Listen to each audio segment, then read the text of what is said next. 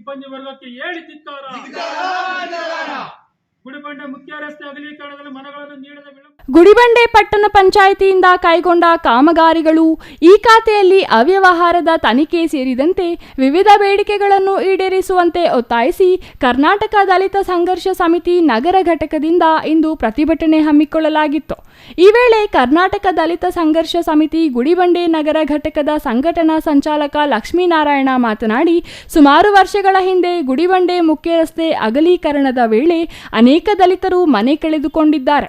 ಮನೆ ಕಳೆದುಕೊಂಡ ಅನೇಕರು ಊರು ಬಿಟ್ಟು ಹೋಗಿದ್ದಾರೆ.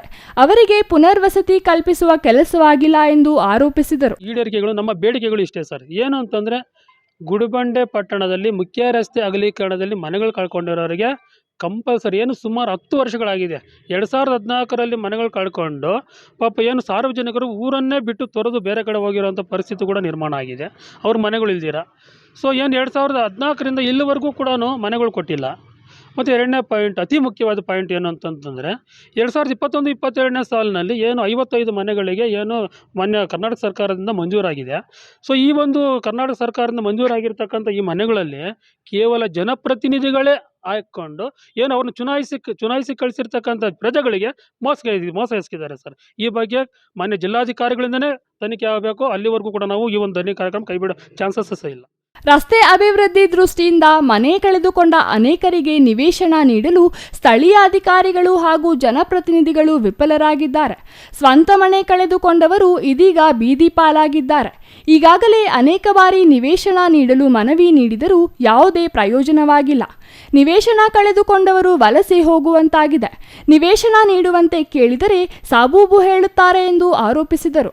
ಪಟ್ಟಣದ ವ್ಯಾಪ್ತಿಯ ಕರಾಬು ಜಮೀನುಗಳಲ್ಲಿ ಪಟ್ಟಣ ಪಂಚಾಯಿತಿಯಿಂದ ಅಕ್ರಮವಾಗಿ ಈ ಖಾತೆ ಮಾಡಿಸಿಕೊಟ್ಟಿದ್ದಾರೆ. ಕರಾಬು ಜಮೀನಿನಲ್ಲಿ ಈ ಖಾತೆ ಕೊಡಲು ಹೇಗೆ ಸಾಧ್ಯ? ನಕಲಿ ಹಕ್ಕು ಪತ್ರಗಳನ್ನು ಸೃಷ್ಟಿಸಿ ಒಂದೇ ಜಾಗವನ್ನು ಅನೇಕರಿಗೆ ಈ ಖಾತೆ ಮಾಡಿಕೊಟ್ಟಿದ್ದಾರೆ.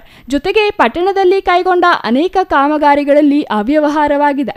ಜೊತೆಗೆ ಕಾಮಗಾರಿಗಳು ಕಳಪೆಯಾಗಿದೆ ಎಂದು ಆಕ್ರೋಶ ವ್ಯಕ್ತಪಡಿಸಿದರು. ಈ ಸಂಬಂಧ ಕಳೆದ ವರ್ಷದ ನವೆಂಬರ್ನಲ್ಲಿಯೇ ಪ್ರತಿಭಟನೆ ಮಾಡಲಾಗಿತ್ತು. ಅಂದಿನ ಮುಖ್ಯಾಧಿಕಾರಿಗೆ ಸಮಸ್ಯೆ ಬಗೆಹರಿಸಲು 15 ದಿನಗಳ ಕಾಲಾವಕಾಶ ನೀಡಲಾಗಿತ್ತು. ತಿಂಗಳುಗಳು ಕಳೆದರೂ ಪಟ್ಟಣ ಪಂಚಾಯಿತಿ ಅಧಿಕಾರಿಗಳಿಂದ ಯಾವುದೇ ಸ್ಪಂದನೆ ಇಲ್ಲದ ಕಾರಣ ಅನಿರ್ದಿಷ್ಟಾವಧಿ ಧರಣಿ ಹಮ್ಮಿಕೊಳ್ಳಲಾಗಿದ್ದು, ಜಿಲ್ಲಾಧಿಕಾರಿಗಳು ಸ್ಥಳಕ್ಕೆ ಆಗಮಿಸಿ ಸಮಸ್ಯೆಯನ್ನು ಬಗೆಹರಿಸುವವರೆಗೂ ಪ್ರತಿಭಟನೆ ಕೈಬಿಡುವುದಿಲ್ಲ ಎಂದು ತಿಳಿಸಿದರು.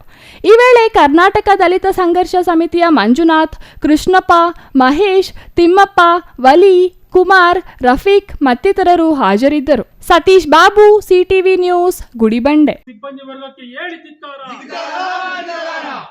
ಗುಡಿಬಂಡೆ ಮುಖ್ಯ ರಸ್ತೆ ಅಗಲೀಕರಣದಲ್ಲಿ ಮನೆಗಳನ್ನು ನೀಡದ ವಿಳಂಬ.